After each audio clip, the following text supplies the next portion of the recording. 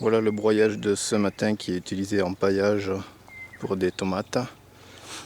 Des tomates qui ont été plantées le 15 avril, une fois qu'il n'y avait plus de gel. Donc avant le bêchage, il y a eu du broyage qui a été mélangé à la terre.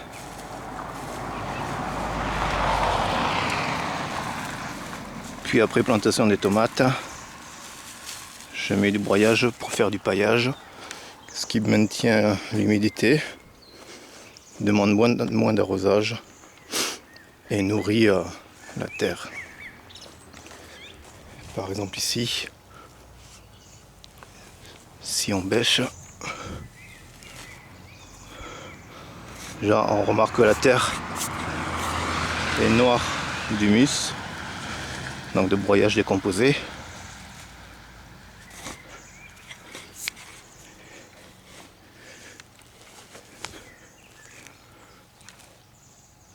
Et plein de vers de terre qui se nourrissent donc du broyage de la matière organique fournie à la terre. Ce qui fait que c'est eux qui travaillent la terre.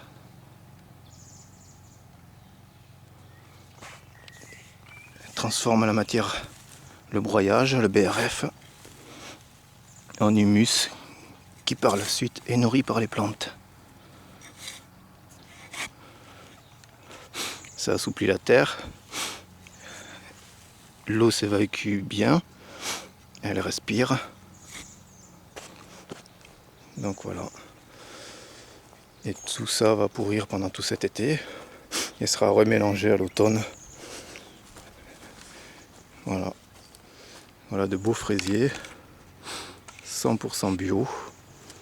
Comme quoi avec du bio on peut faire aussi de beaux légumes ou de beaux fruits. Par exemple ces belles fraises.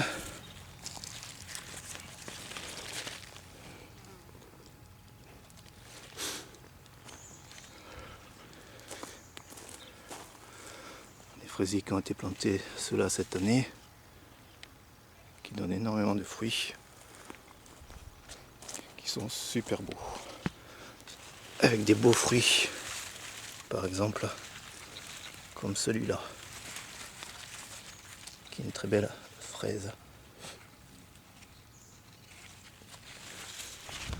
100% naturel.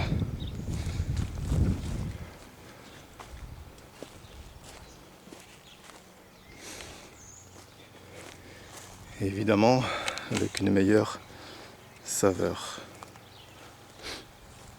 Ici, c'est du broyage de résineux qui sert de bordure pour éviter l'herbe de pousser et qui sert d'allée naturelle pour marcher l'hiver notamment, avec des pas japonais qui ont été faits avec des troncs d'arbres.